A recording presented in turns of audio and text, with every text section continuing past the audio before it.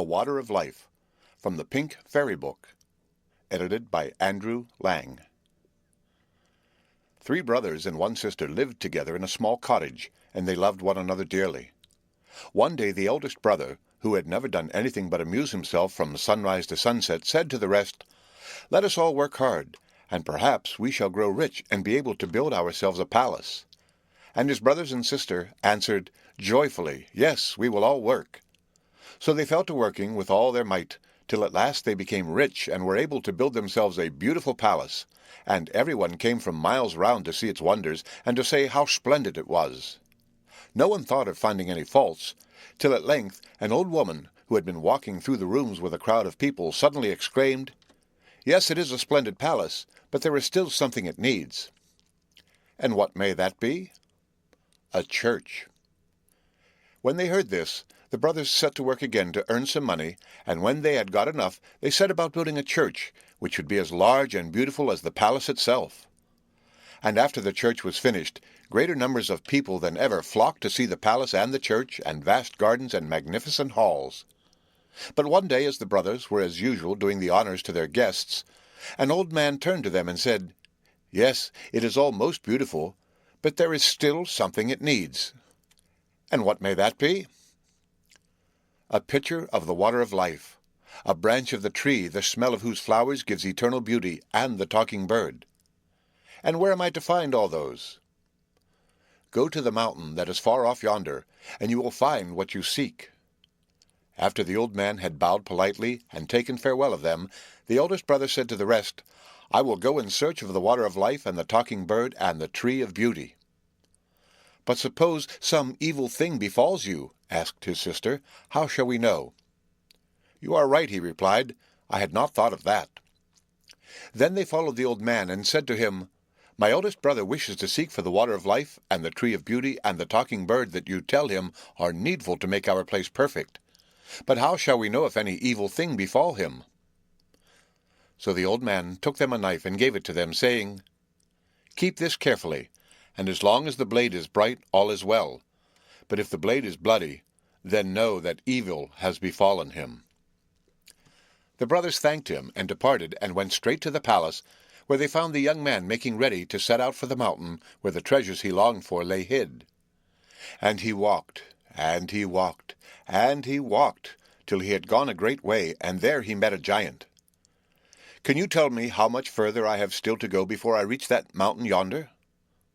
"And why do you wish to go there?" "I am seeking the water of life, the talking bird, and the branch of the tree of beauty."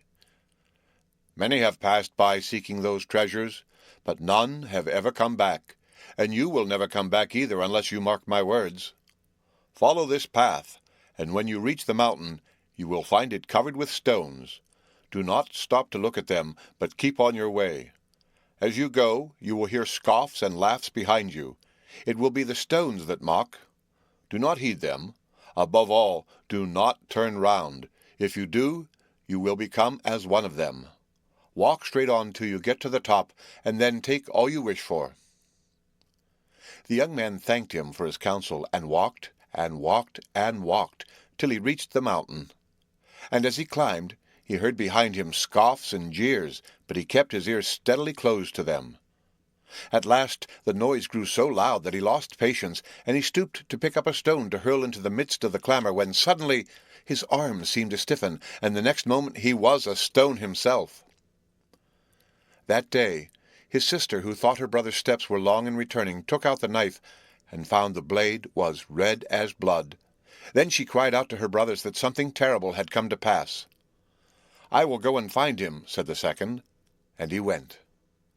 And he walked, and he walked, and he walked, till he met the giant, and asked him if he had seen a young man traveling towards the mountain. And the giant answered, "Yes, I have seen him pass, but I have not seen him come back.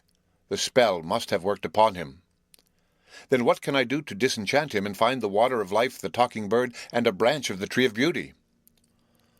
"Follow this path, and when you reach the mountain you will find it covered with stones.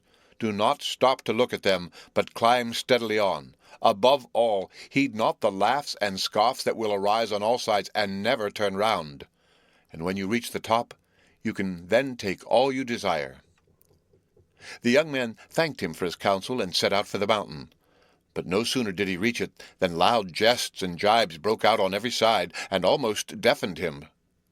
For some time he let them rail, and pushed boldly on, till he had passed the place which his brother had gained. Then suddenly he thought that among the scoffing sounds he heard his brother's voice. He stopped and looked back, and another stone was added to the number.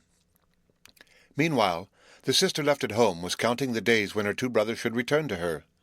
The time seemed long, and it would be hard to say how often she took out the knife and looked at its polished blade to make sure that this one at least was still safe. The blade was always bright and clear. Each time she looked, she had the happiness of knowing that all was well, till one evening, tired and anxious as she frequently was at the end of the day, she took it from its drawer, and behold, the blade was red with blood. Her cry of horror brought her youngest brother to her, and unable to speak, she held out the knife. "I will go," he said. So he walked, and he walked, and he walked, until he met the giant, and he asked, "Have two young men making for yonder mountain passed this way?" And the giant answered, "Yes, they have passed by, but they never came back, and by this I know that the spell has fallen upon them." "Then what must I do to free them, and to get the water of life and the talking bird and the branch of the tree of beauty?" "Go to the mountain, which you will find so thickly covered with stones that you will hardly be able to place your feet, and walk straight forward, turning neither to the right hand nor to the left, and paying no heed to the laughs and scoffs which will follow you till you reach the top, and then you may take all that you desire."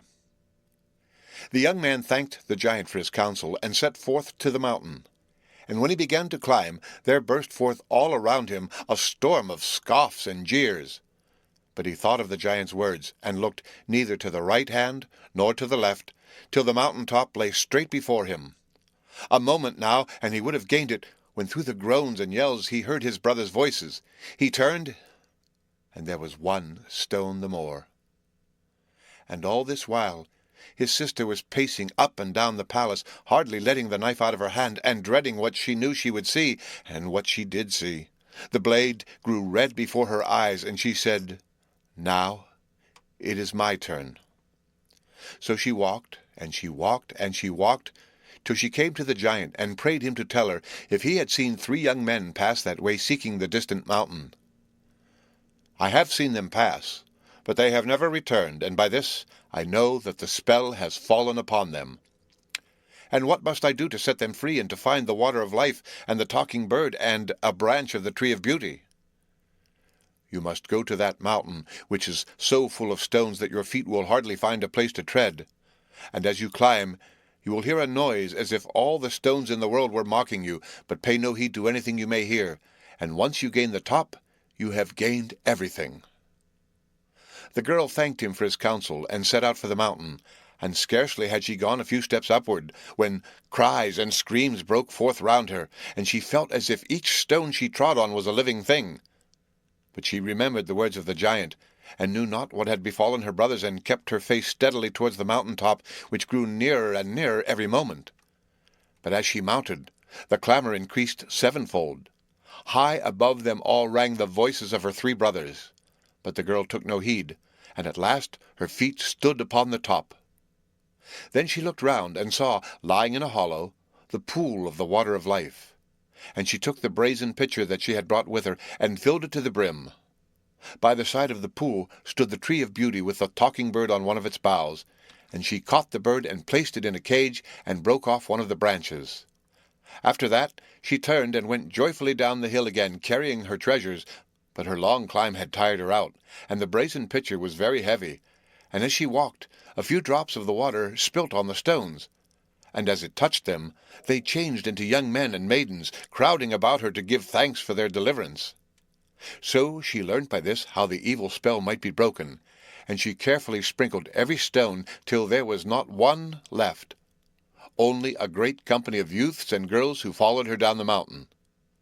When they arrived at the palace, she did not lose a moment in planting the branch of the tree of beauty and watering it with the water of life, and the branch shot up into a tree and was heavy with flowers, and the talking bird nestled in its branches.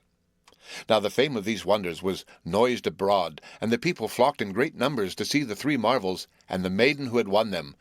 And among the sightseers came the king's son, who would not go till everything was shown him, and till he had heard how it had all happened. And the prince admired the strangeness and beauty of the treasures in the palace, but more than all, he admired the beauty and courage of the maiden who had brought them there. So he went home and told his parents, and gained their consent to wed her for his wife. Then the marriage was celebrated in the church adjoining the palace. Then the bridegroom took her to his home, where they lived happily ever after. The End of the Water of Life. Read by Rick Kistner. For Lit2Go on the web at fcit.usf.edu.